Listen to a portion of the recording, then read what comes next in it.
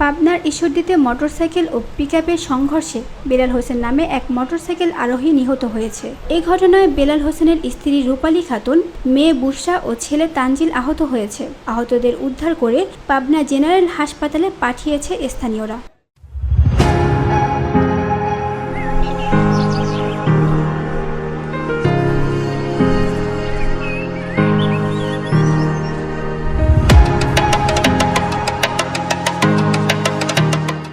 আজ সকাল 10:30টার দিকে ঈশ্বরদী পাবনা মহাসড়কের দাসুরিয়া কালিকাপুর এলাকায় পাবনা সুগার মিলের সামনে এ দুর্ঘটনা ঘটে। নিহত বেলাল হোসেন ঈশ্বরদী উপজেলার ভারৈমারি মাথালপাড়া এলাকার মৃত মতিয়ার রহমানের ছেলে। এ ঘটনায় পিকআপ জব্দ ও চালককে আটক করেছে পুলিশ।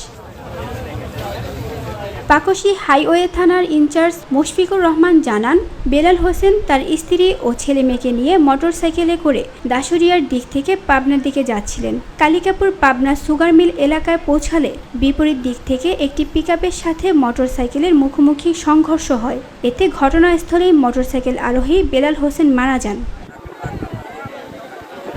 Bangla news desk.